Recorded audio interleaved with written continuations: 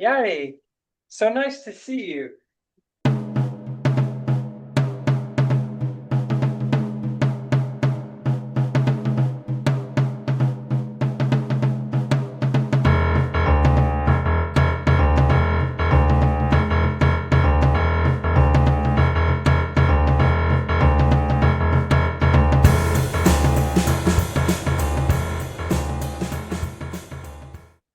So nice to see you. But tell me, Yari, what are you dancing today? I think I'm dancing the smoothness of my cardboard and the smoothness of my floor. Or at least I'm dancing with It's an easy dance.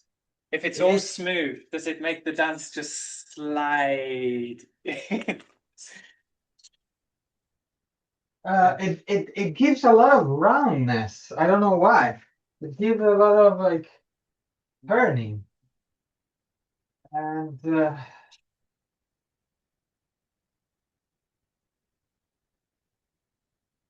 but I had a proper warm up today. Yari's joking because I pretended to do a warm up. Well, we did Yes. a kind of warm up. Yeah, it's true. For 20 seconds.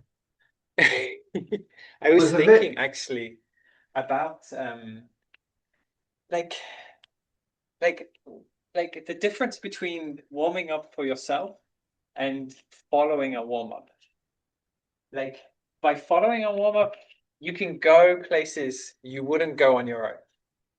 But by following a warm up, you might not go where you need to go.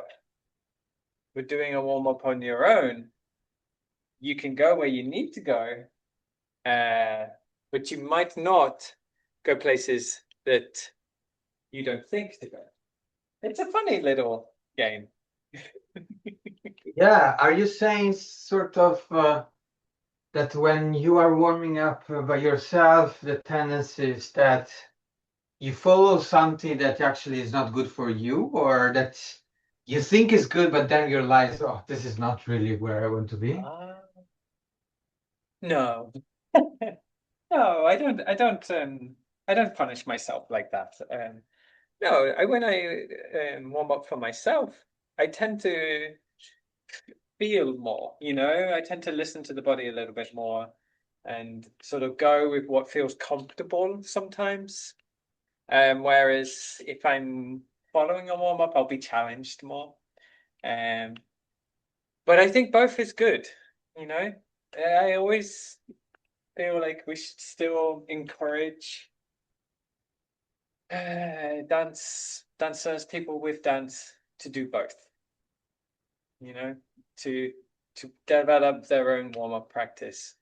Um, and at the same time, yeah, take take take classes, do other people's warm-ups. Pontus Pettersson, Pontus. Yeah. Um, he has a warm-up. I think he calls an empathy warm-up. So when in the studio with other dancers, rather than thinking what he should do, he just copies what other people are doing. And I love it. Because That I used sounds to so good. feel, I remember feeling like, especially in an audition or somewhere where I feel a little bit like uh, uncomfortable or like, yeah, like competitive maybe. Um, I would feel so like, oh no, someone did that warm up. Now I can't do it. It'll look like I'm copying. Oh gosh, I'm gonna look so stupid. Yeah. Okay, good. I think also in in moment of tension, like, or when you are like waiting as a dancer to something, like you're waiting to start on stage, Yeah, or like where there is because we calculate very often it's about calculating your warm-up, right? The right yeah, timing to kind of yeah, both relax, experiment, to yeah. release, get Stretch, really, strengthen. yeah, get the warm, like pumping, Yeah. and then very often you are in this moment where like you're just waiting for something to happen. And this is where you're like, okay, my warm up, now I'm like, all my strategy for warm up is a bit fucked up because now I'm just waiting. Yeah. Yeah. Yeah. And this is Yeah. where usually people also look each other and copy each other. Yes. Yeah. That's true. What is your feeling around talking whilst warming up? Oh, it's so interesting. But I mean, I generally tendency I have any time when I want to focus is to actually having earplugs. So most of Ah, my warm-ups, even if I am alone on stage or in the studio, I actually put earplugs to kind of putting in my sort of eye or ear in that yeah. case. Ear, sorry, without H. It's such a that's such a great idea. Like I was thinking about it the other day. I was dancing in a room with other people, and I was like, ah, I want to be a little bit more alone, more internal. So I closed my eyes, but I could still hear things. And I was like, oh no, how do I close my ears? But that's perfect. Yeah, I mean, Ah, people sometimes feel a bit embarrassed because they don't see I have earplugs, and then they talk to yeah, me, and they take out the earplugs, and they feel worried because they disturb me. But yeah, the thing is that my problem is not that they disturb me. My problem is when I'm warming up and I'm disturbed by them just by they don't want to disturb me. You know what I mean?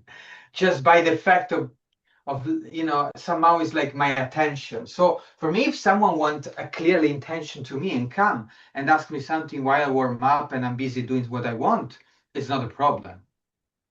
yeah, The problem is just my focus, internal focus shifting in the space without me actually, you know what I mean? yeah. Ah, yeah. I But mean, it's that it's a. I've had such. You know me. Yeah, I like to uh noodle away at things. So for a long time, I was questioning every warm up. I would be, oh, what is it? How does it work? And oh, really? I think something that I did find is that I really enjoy talking because I get bored of myself. And I kind of like stretching. Yeah, yeah, yeah. I mean, this is what we do almost dancing and exploring. And yeah, but Yari, what's going on with you? And I'm like skipping around the room or doing something. Yeah. Ah. But So, yeah. yeah, I mean, I was like,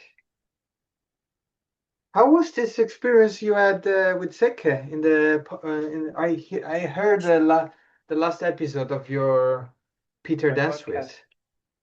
Yeah, yeah. Peter And dances. Yeah. I didn't fully understand your dance, if it was semi-public or public. So, in the foyer of Sadler's Wells East, which is a big contemporary dance theatre stage in London, they have a. They also do other things in contemporary dance. So it's a big dance stage. Yeah, I don't know why I simplified it like that or saying that. In their foyer, which is really nice, they have a dance floor that is free for anyone to use. And in the foyer, there's also the ticket office, the lifts, the toilets, the cafe.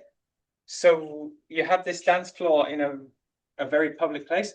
And also in the foyer is surrounded by windows which look out onto a very sort of busy pedestrian area. So this is where we were. dancing, and yeah, so it was a bit strange, but very nice. Very nice to see like see some of the conditions that are perhaps needed for a studio to feel like a studio and somehow exist in something that isn't maybe readily recognized as a studio. Yeah. But did you just finish a class together before meeting? No, no, A but warm up? No. a local community group had just had a dance Ah, class on the dance floor in the foyer. So okay. yeah, this is what you heard. Uh, Right. So yeah, it's really actually this is it's made exactly to be sort of a public, right? That foyer yeah, yeah, with dance. yeah. This is Yes, beautiful. it is beautiful. It So is it was beautiful, the right and place to be. yeah, yeah, yeah. And it wasn't like it was strange in a way because obviously my intention with the podcast was to focus on Setge, but of course having such a unique experience because of Mm. the space was extremely present. So I think like what you might hear a little bit in the podcast episode was me trying to navigate a little bit um, that condition. But I think it did speak a little bit to our situation and where we were that day because I had worked for several months with Seke to try and find a place that we could dance, and dance studios are not so easy to come by in London. And and because I'm not so well established there, um, I have a hard time finding somewhere that we could just go for 2 hours without spending a lot of money. Here we didn't have to spend anything, but I was willing to go to like Chisenhale, I think it's called, which is a dance space in London.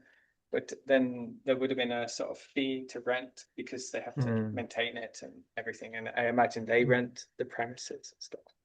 Mm. But it's a yeah, it's interesting to also navigate those things. You know, when I was making the podcast in Sweden, I was at the university, so I had kind of access to studios whenever I wanted. And this is quite luxurious.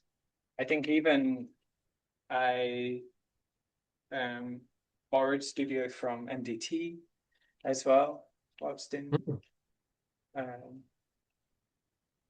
whilst in You also had Stockholm. Escoho also meant not only a place but also people very easily.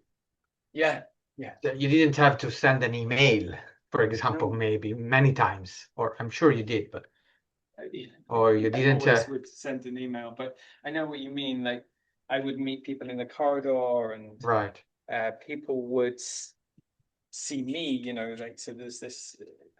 It's a physical place of interaction. Yeah, it's such a luxury. It's such a shame. It's not. It's both, isn't it? Like as being a part of the free scene, that we don't have something more regular and more permanent that we can um, meet each other. I mean, there's Hoyden and stuff, but this is where I was maybe going. Um, is that, uh, but it's also a liberty. It's also an important part of our work is that we can work anywhere. At the moment, I'm in Trondheim, Norway, You. at Danset, a really beautiful residency space and dance. Um, what would you call them? Like they program shows, they program classes, they sort of represent dancers in Trondheim and support the dance field in Trondheim. Um, but it's also possible to come here and use their space and engage in their community and and with their community. So this has been really beautiful. I'm here again with Benjamin Polig, uh, working on our research around how does an anarchist dance. And Wow, nice. yeah, very nice. Is that different from the last time? How much is different from the last time? What's where actually you feel is the different entry point or directions? Mm. It's the third day being here, so we started on Monday and now it's Wednesday. Um, but even in Islinga at Mark, every day was different. So it's kind of hard to say. I'm very excited with where I'm at in the research and in the question.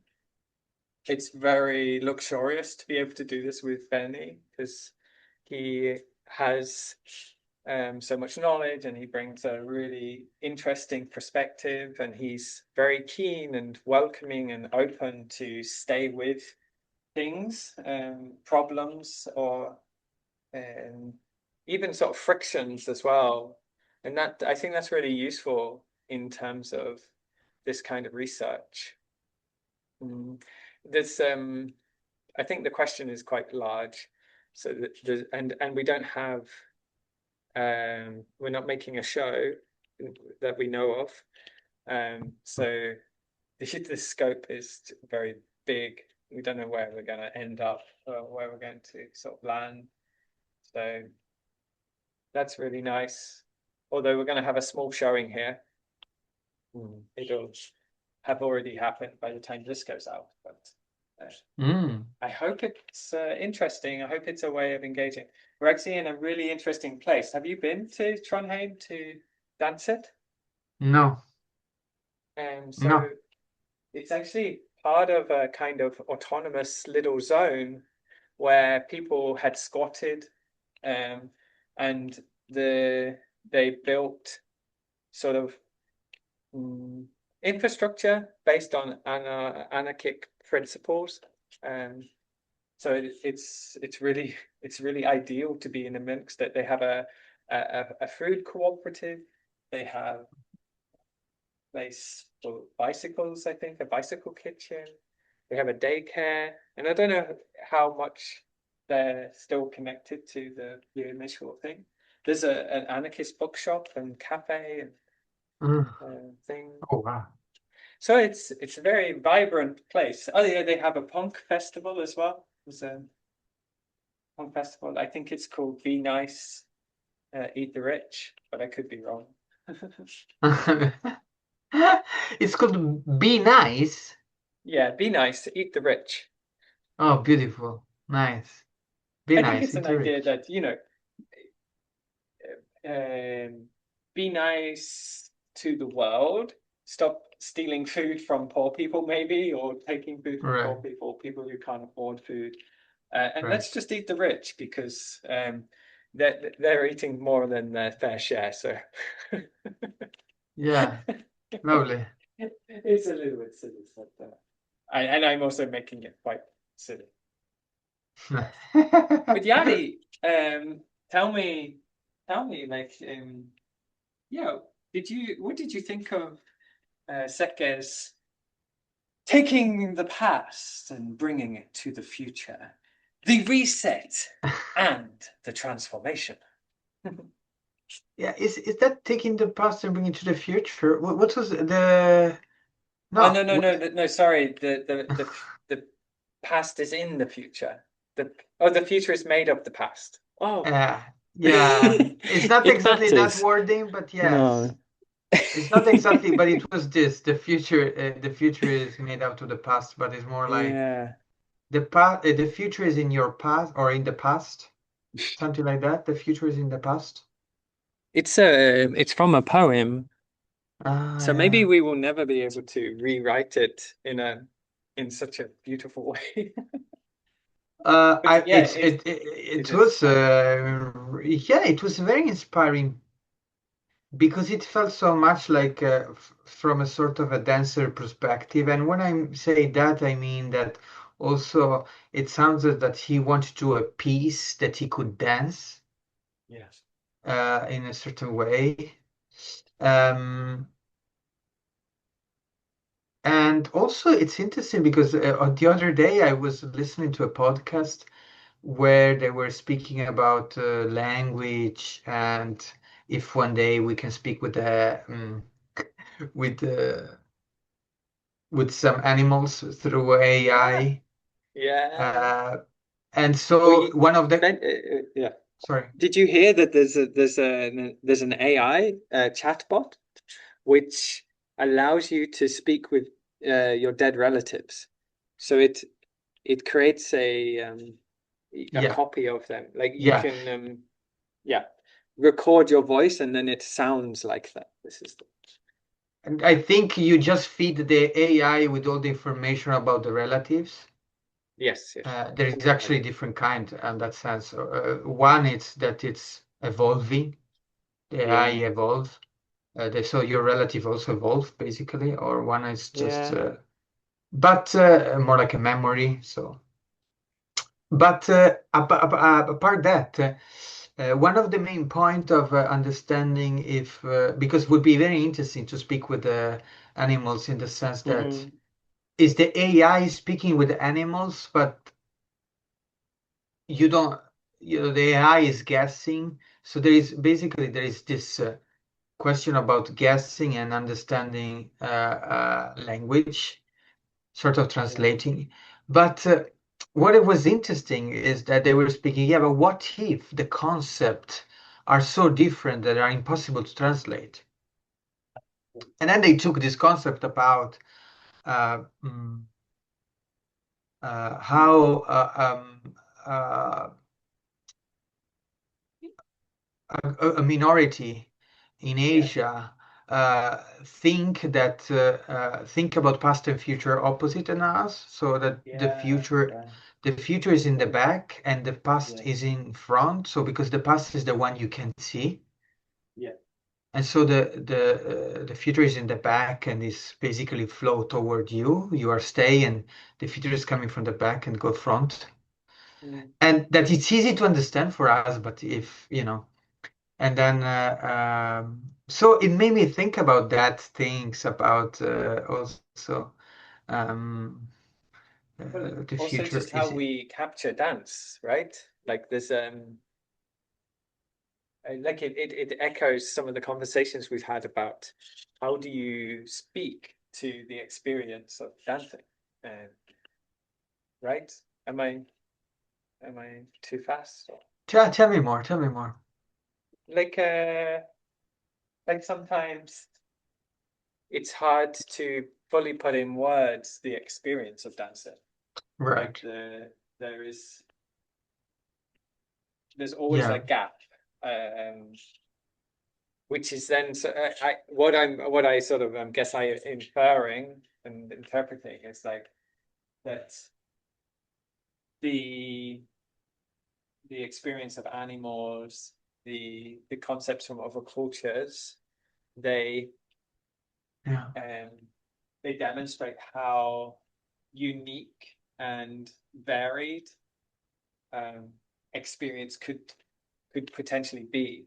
yeah, We're sort of like we have a an agreement, right? A common agreement that we understand when you say I see this or I feel this, kind of like we make a I don't want to say illusion, but maybe it is a bit like an illusion. I was even hearing, you know how our sight is in a way an illusion. Like we don't see what we see, our brain kind of makes it up. So there's a kind of illusion to it. The same with sound. There's like we're taking in so much, and then we use our memory to compose a little bit the thing that we think we're hearing. So there's a process of yeah, or illusion yeah, process. And what if that's the same for consciousness? You know, this yeah, the things we feel like we are conscious of. What if they are in part an illusion through which to organize and orchestrate or to conceptualize or to live, to function, and just that sight, you know, turns the world the right way up, so we don't see things upside down as they Yes. come into the eye, right? Because I think that's the thing. Look at us Yeah. being all scientific. Yes.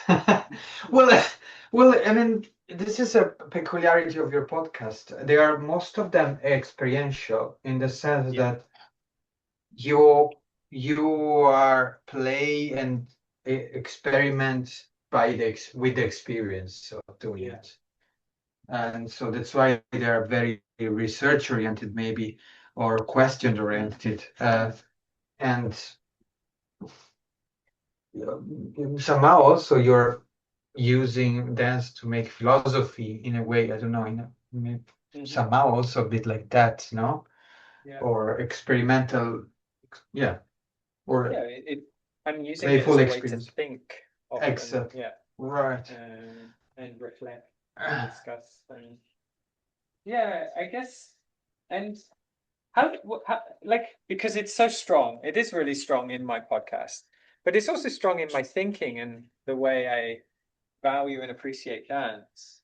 How do you feel about that? Because last week or the week before, you spoke about dance being specific, a desire Right. for there to be a specificity. Do you feel it can exist in its specificity if it gets communicated through experience, like in these ways? Where what I'm kind of doing as well is I'm trying to produce a subjectivity or introduce a Right. subjectivity and remove a sense of objectivity from the dance, Yeah. right? Like Yeah. by centering experience and removing the sight and the visual. And but when you think of the specificity of dance, is it for you visual, um, or can it exist in this more experiential manner that Well, I I do suppose it goes together, no? The yeah. specificity of dance can only be when it's uh, subjective. Mm, Subjectivity, mm, it's so unique. mm-hmm. And so if suddenly you give a task to five people and everyone find their subjective, it's their experience, their personal experience in that, this is already done, no? It's Yeah, what we speak about now. We speak yeah, about uh, right. So yeah, probably. I think I was very. I mean, I was speaking about the very traditional way of seeing dance in a performance. In that yes, sense, I'm not. No, not saying. And again, very traditional. I mean, someone is coming, sitting, and watching. Someone is yeah, going on stage and dancing. yeah, How we make that this encounter is a special encounter yeah, with in a moment maybe when even there is not so much money in the field, that when even to go on stage also cost a lot. It would be much more we would spend much less money by actually instead of making all those performances experimenting, yeah, and much more knowledge and yeah. much more accessibility. I mean, it would be just yeah. And And like actually, probably we will be also all dancer more happy to do that, by the way. I mean, probably. I'm not sure, but not all dancer, but many of us. and actually, like your what you were talking about, the animals getting a voice. This could potentially put me out of a job, because like my performances for babies in a way provides this provides a condition for where we can spend more time with the baby, because obviously they're not yet capable or able to communicate as we do. So inviting uh, guardians and their babies into a space where we can take time to slow down and listen and be physical. more than maybe uh, practical or interpretive or something. If AI can produce the language of the baby or Yeah. of the pre-verbal, the non-verbal, maybe it puts me out of a job because I had to think of actually, I mean, with AI, live performance becomes more precious because it's something maybe the AI can't do so well, but perhaps it can. No, did you see this the last two weeks there was a video going on about this robot dancing Michael Jackson and No. falling and falling constantly when they would get to the stairs. But I was like, yeah, they're trying hard. Yeah, we've all been there. Uh, Some of us to are go still back to there. the to go back to the animals, I do think they're trying to find really like animals that have a very sophisticated way of communicating in the sense that it's very clear they have a consciousness. It's very clear that they develop communication that could be considered a language. Yeah. And in that case, also there was a beautiful question, and was like, okay, would they what would they tell us? Like, oh, let us in peace. We don't want to speak, or you're destroying the planet, whatever. These kind of things. You're killing our. But also, and then then how we would take that? We would respect that or not? Right. Yeah. But then And also, also like what? would we believe the conceptualizations as well, right? How would we Right, believe yeah, it's exactly. conceptualized? Um, and could we if we got closer to them, could we even understand the concept? You know, Exactly. but there's a theory around babies where you can analyze their cries and it can mean different things. And there's been research to say that it's not true, but there's also people that do believe in it as well. So perhaps even babies have a language. I mean, I'm sure they have. I mean, but this, I mean, must be like in this formation moment of experiencing and putting your experience into something Mm.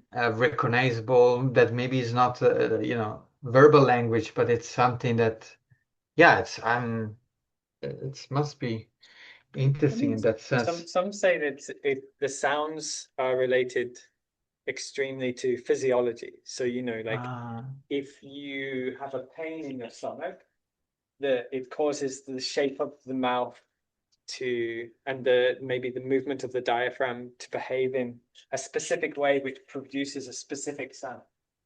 And the same as so it's almost like onomatopoeia, like the sound is somehow directly related to the situation.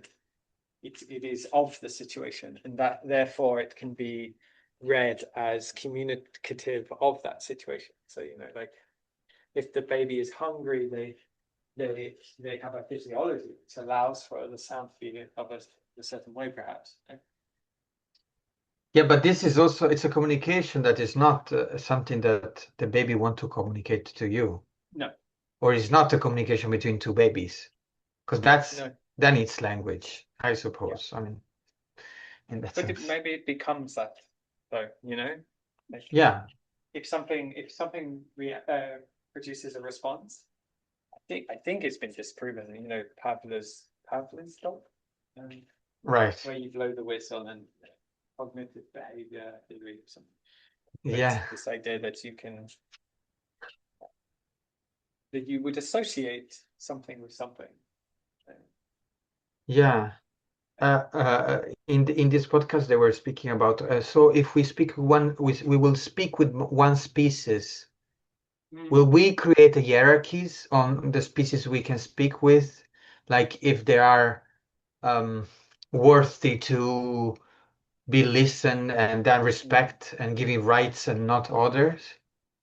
So that was also very beautiful. Like the yeah, beautiful thought thinking about the human animal and the animals and how do we Yeah, uh, construct those it's rights, basically, actually, probably. we're doing almost an episode on the podcast that I haven't heard. It's It's so, yeah, I'm so sorry about that. Yeah. no. I haven't hired you, Yari. You know, this is all it's all free for interpretation. But maybe to relate it to Setke a little bit, Mm, if you don't mind. mm, Um, I was thinking about the way he was talking about age and where he is in his career and having danced for these periods and sort of the needs that come up and also I notice it in myself as well, like what I what I can do now, like what languages I have access to. You know, I we can talk this way because of the dances we've done. You know, we can dance this way because of the dances we've done. There's an allowance. It's not like I'm not talking about like I can do a certain movement because I have danced for this long. In fact, there's a lot of movements I can no longer do. However, there are things that I can speak about and appreciate, and there's spaces that I can go into that maybe didn't have access to before. And equally, because now I have access to them, I'm also, I've lost the innocence maybe that I had when I was younger, the ability to step into those spaces without preconceptions and without having been contaminated by how I've treated them before. I thought this yeah. was really interesting and how he was desiring this sort of like stretching and becoming more defined. You know, he was saying that this could, what if this is my last performance? What would I do? And he was like, I would like to just dance and um, dance with people I know, people I like, Mm, and mm, and mm, not know what the dance is, you know, leave it make it challenging, leave it open. Um, yeah, for it not to be mm. dependent on things as well. I thought that was interesting. But this was That was very mainly to do with the reset, but interesting. like, yeah, not dependent on the adrenaline, on getting carried away, on Oh mood, yeah, yeah, audience, energy. This yeah. was it's so powerful to sort of like seek a dance which that can can somehow be supported um yeah and not reliant in some way. But I mean, Mm, but his sort of like call to action was just to reset. And I don't know if you recognize that, but it was really powerful in the doing. So we did the dancing, and then he said at some point reset. And I mean, at the beginning, he talks about beginning and endings, but this was really strong. Like, okay, I can start again. And it's like it's such a simple conceptual um, mm, enunciation. We're always with our bodies, so mm, the irony when we go into a dance to do, we feel like we're starting something new, that we're starting something fresh, that something is beginning, is kind of mm. absurd, but it feels real, you know? And then you Yeah, dance and you think, oh God, I didn't do it very well. I'll do it better next time. And you have this reset. ability to sort of like reset, Right. refresh, or you leave and come back the next day, you know, and you feel you feel like there's a freedom. You're not burdened with everything that went on in the dance studio from the day before. You have this ability to like, okay, let's start again. Let's try again. You've had a night's sleep, you've maybe eaten, you've maybe consoled yourself, you've perhaps forgotten things that are unhelpful or not useful. And you are able to, yeah, return with a sort of different vigor. Uh, it really felt like this. And it was really nice to have it implemented as a part of the warm up. Yeah. Does Yeah, that make sense? totally. Um, it was also nice for him, well, I mean, to hear that he was not very busy in um, controlling everything. Yeah. For him, the Yeah. point was exactly to see how they do it, how they, there was something Mm, about that. It was hmm there was a sort of a freedom of mm, not controlling, because I mean, resetting, it's very often associated to controlling a bit, in the sense, by right. resetting, you're like restarting, hoping that this time we will not fail or be better and so on. Again, what you just said, everything. So then actually here is actually the opposite, is more like, it's, I give the chance to this to Mm, happen, and to trust also both the dancer and the task, yeah. uh, and also to trust the past, because it's what he actually is also saying. Mm, mm, I feel mm. that Yeah. Trust yeah, that it's already composed. The dance is already composed because it's coming yeah, from the past. And then exactly. the radicality of it for me is you he presents it as what you're going to do is work with the past to create the future. But then I want a transformation. And he doesn't say how, there's like, how would it be transformative if I'm just replicating the past? Well, that's the very opposite, surely, of transformation. That is stagnation, that is staying the same, that is stillness, in a way. Like I will do the past and that's not transformed. But of course, there's um there's a there's a there's a falsehood in the first task, like that you can't replicate the past. It's never the past, and therefore it's always a transformation. You can't not Hmm. transform, in fact.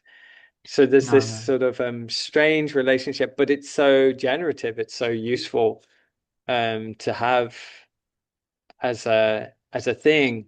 And then, yeah, like you But say, but having a also, moment of, I would yeah, say that because he's busy with the present so much, there is a yeah, transformation. yes, Because for yes, him, yeah, and this also when he said, yeah, I don't know, just to be in the present is simple. It's just be in the present and doing and yeah. doing, and then something honest, maybe he said, happened. Mm, Something that mm. is the present actually really happened. Um, yeah. So I think that's transformation is Yeah. because he's also very busy with the present, and not only with the past to become the future. Is Yeah, because or for the past to become a yeah, future could also be, I have this choreography and I'm going through that. yeah, And I yeah, every day and I want to repeat that choreography, but it's yeah, not what it says. It says what you have here from the past now. yeah, yeah, yeah, yeah, true. And actually, I think it's not be in the present, it's to be present, which is perhaps the same thing. Ah, right. Yeah, you're right. Um, So, thank and you. yeah, no, and I think he somehow alludes to that being a definition or a definitive condition for him of what dance is to become more present with Mm, what is happening, which is mm, to be in the present moment, but to be in the present moment maybe for me, it rings a little bit of different types of philosophy, whereas just to be present is to Right. attend and to be attentive, to Yeah. listen, to witness, to uh, yeah, yeah.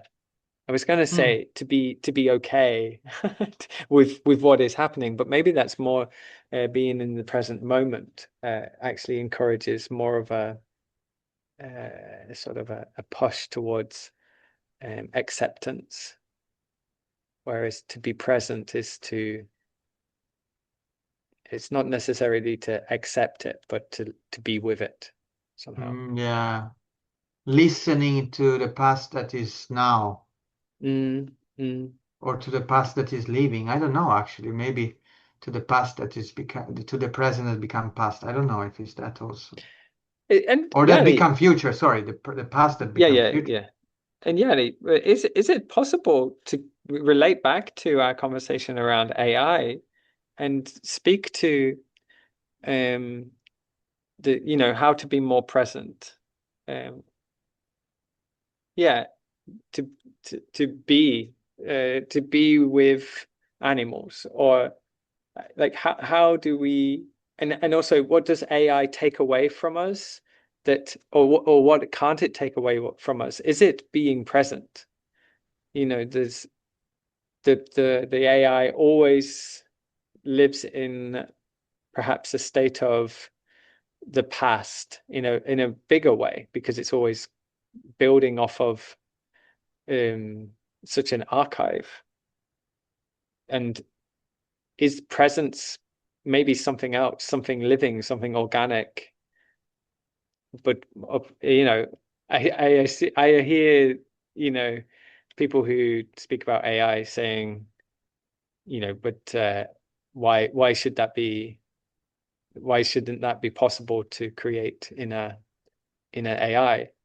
But maybe the illusion of being present is special, and that's why live performance is um, uncapturable in some way, uh, because we perhaps have a greater sense or illusion around being present with other bodies, with other people, is more present than being present with a robot or an object.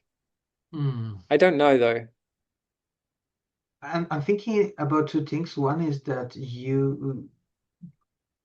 AI has such a lure about future. It's constantly about future. Yeah. Not, I mean, when you speak with AI, but like in Mm. nowadays, it's like Yeah. everybody feels like AI is the future, will bring us into a future. There is something so much we will be outdated by AI. There is something Yeah. like that kind of thing that is very interesting. So it's a lot of speculation. It's so much speculation in AI, and Yeah. also in terms Yeah. of business and economy, there is a lot of question Yeah. around that. Is that all like a big bubble that will explode? Mm. Mm. Um, and And then, and mm. then I'm just about presence. I just think about all those people that ask AI help, Yeah. and I'm thinking about like more like mental support. Mm. Because it's so full of people that ask about dating advice, ask Yeah. about they speak as a to the chatbot as a Yeah. diary. They have a Um, sort of parasocial relationship with it. Yeah. There's yeah, a or what even you just mentioned before, speaking to AI that is your someone that you loved and yeah. died. Yeah. So in Yeah. that sense, and this is a game past the future, someone that died, that's so Mm. interesting. It's really the Mm. past and the future together. Mm. So, Yeah. but your question was totally different. And so Would yeah. go on. I wonder if the present will break, if we will no longer believe, or if the illusion of the present, being present, will disappear. I was hearing about how dreams have changed that, and I forget exactly how they've changed, but it was sort of something like that nowadays we dream with mm, like more of a third person type quality. Like this happened to me, and then there's this and this. Whereas in the past, it was a lot more real, almost like there was an explosion, there was this, and they have accounts in text that sort of suggest that maybe people were dreaming differently, and that that that the there's a way of thinking that has changed. Um, which is interesting to think that, thinking is perhaps a technology as much as anything else, and it can shift and change, and what we what we think is real and true could turn out to be just another part of our culture. It makes me think again that dream as the concept of past, big in the sense that we use dream to process what we do. Yeah, So, in yeah, terms of neuroscience, but at the yeah, same time, when we speak, I have a dream. yeah, It's something about the future. yeah, Um, yeah. It is. Yeah. yeah, And also, Yari, we often talk about, or I often talk about how dance is this human thing. Like it exists, like to be human is to dance. And of course, I'm trying to evoke an imaginary that dance is quite broad and inclusive, and that it's not too hard to access. But um I should definitely still acknowledge that it's also an invention, right? I mean, there must have been people who didn't call things dance.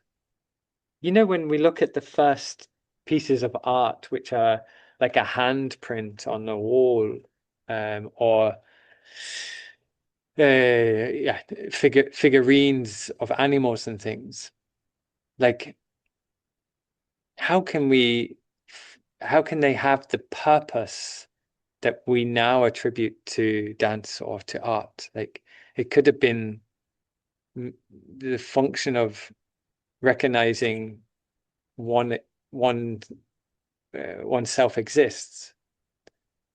And arguably, maybe that is already the purpose of art. It's a reflective process um, of on existence. Like we make these works, we make these artworks, we witness these artworks, we participate in these artworks in a way to understand our existence, or to meet with our existence and what it is that allows us to exist. But of course, dance was invented, at least the word. yeah. I mean, also every dance is different. In that case, we can also say, yeah. Absolutely. I mean, every dance. I mean, genre. I mean, places. I mean, way of Mm, moving. This the connection with music or mm, not. But then on the other side, I mean, you mentioned very often Jonathan Barrow's mm, took on take on dance. Like it's something mm, you do, not you learn. mhm, Kids really don't learn to dance, but they listen mm. music and they move. And they Yeah, move beyond movement as a practical reason to do something in space for yeah, someone or yeah, for themselves. It's for a pleasure, yeah, but it's also for something with people. I have the feeling. yeah, Or maybe no, I don't know. This is my maybe yeah, my interpretation of a baby's communication. yeah, yeah, yeah. But I mean, with the invention of AI, what will happen to the relationality? Because now you spoke about it, like you spoke about community. Lepecki's also spoke about this, like maybe rather than movement, space and time, maybe dance is community, and he says something, something, and then something. But yeah, the relationality aspect of um of dance. What will happen to that if we do start to live more through these parasocial uh, fantasies or mirages or fictions or inventions or realities with non-human actors? Yeah. What will happen to relation then when you can conjure it, you can have it instantaneous in your hand. You don't need to work up to a relationship of a certain type. You don't need to uh, find a physical place or space where you can have a type of relationship. It can exist almost instantaneous with the use of a generative Mm. AI or something. I'm thinking about two things. One is like how many people love to go in the nature, and so how much actually space is still important Mm. for those people, Yeah. and then on the other, how many people really love to have sport and feels good for Mm. them to Mm. move. So these Mm. two things still, for now, I see very, I don't see that really this can happen through AI. Mm. But maybe yes, I don't know. Mm. Well, let's relate to each other a little longer Yeah, before the robots come for us, and let's be together and yeah, let's dance, be present with one another in a physical form. you, let's do it.